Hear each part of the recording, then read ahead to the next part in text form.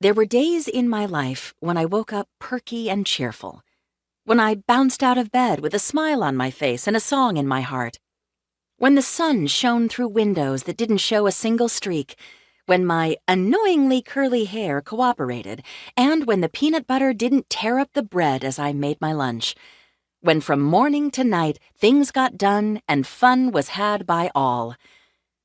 This was not one of those days. "It's hot." I looked over at Julia Beaton.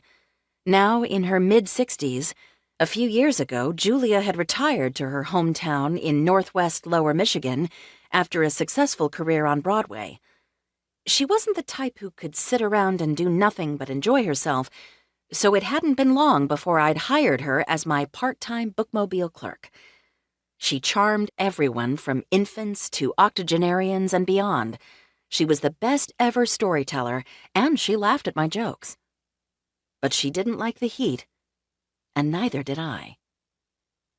We were sitting on folding lawn chairs in the shade cast by the bookmobile's awning. The vehicle itself, all 31 feet, 20-odd thousand pounds, and 3,000 books of it, was sitting in the shade of a maple tree, and its air conditioning had been working just fine its entire life. Until today. How long had the bookmobile been on the road? More than 3 years, but not 4. I was pretty sure of that. My half-melted brain tried to do the math and then quickly gave up. "Too hot," I murmured. Julia nodded, waving her face with the fan she'd made out of a local restaurant's takeout menu. Though she'd put her long strawberry blonde hair up into a twisted bun, and tendrils had escaped onto the nape of her neck, sticking to her skin.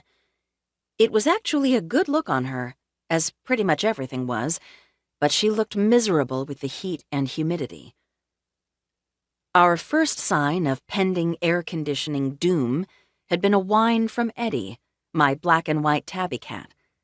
Eddie had stowed away on the bookmobile's very first voyage, and now if he wasn't on every trip, he would receive get-well cards from patrons by snail mail, email, and text message.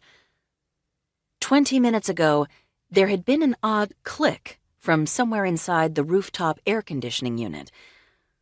"Rrrr," Eddie had said from his current favorite spot inside the storage cupboard. Julia and I had been busy setting up for the day's first afternoon stop and hadn't realized what he'd meant. Sure, I knew he usually said "mrr," not but what I didn't know was that he was tuned into the bookmobile's mechanical innards and was trying to warn us.